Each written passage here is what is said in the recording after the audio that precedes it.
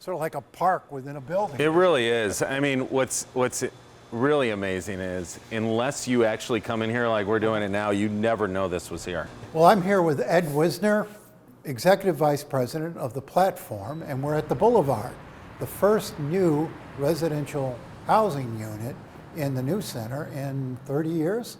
Or more. Or more, 231 units? Correct. Come on in. So this is a one-bedroom unit that we call the Baltimore. Nice place. Yeah, in addition, we have almost 20,000 square feet of first floor retail facing West Grand Boulevard and 330 parking spaces in the building as well. We feel very strongly in creating developments and neighborhoods that are for everyone. So as an example of that, in this building, we have 20% affordable units. We also have market rate units. We have mixed use properties for most of our developments. So this project has retail, as I mentioned, and residential. So when you look at this boulevard, this housing, you say 20% is affordable. What does affordable mean here? As an example, you can get into this building in a range anywhere from just over $1,000 a month for an affordable studio to the high 2000s for our largest, highest two-bedroom unit. So we have created a development that is good for families. It's good for young people. It's good for single people. It's a development for all. This building here took a little longer than you'd hoped. We're running into a situation in Detroit where development is starting to slow down just a bit, not because of demand, but because of a shortage of labor, a shortage of construction workers. So we have a project that will be starting in the summer of next year in Midtown, right on Woodward, that was placed on hold about a year ago because of your exact point. We had construction pricing that was almost 30% higher. Wow.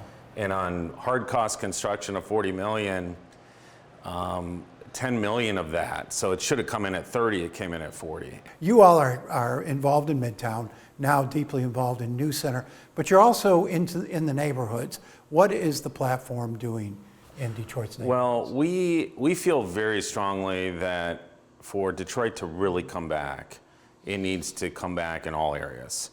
So we're doing a key development that we hope will be a catalyst for other development in Old Redford near the Brightmoor neighborhood in what we just named the Obama Building.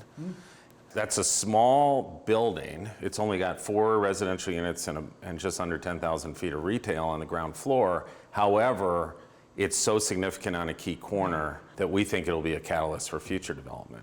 Ed, we've spent a lot of time in the Island View neighborhood where you're also working. Can you update us on your plans for Island View and what's actually going on? Sure. So we have 2 projects over there, very distinct.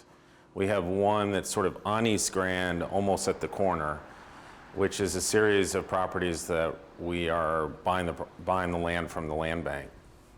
And that will be sort of small scale neighborhood residential development with an affordable component. Also at the corner on the side closer to downtown was an old Big Boy site. And we had originally envisioned a residential tower on that site. But as you referenced, construction costs and labor shortages and everything else, that project will probably take a bit longer to come to fruition just because a tower is very, very expensive, the construction costs for that.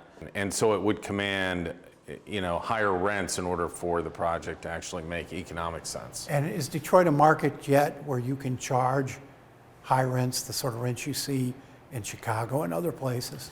No, unfortunately it's not. Now we're hopeful over time as Detroit becomes more well known and more people from around the country and the world, quite frankly, want to come and live here. Rents will eventually rise to the point where we hope they will compete with some of the cities you mentioned, but they're not there yet.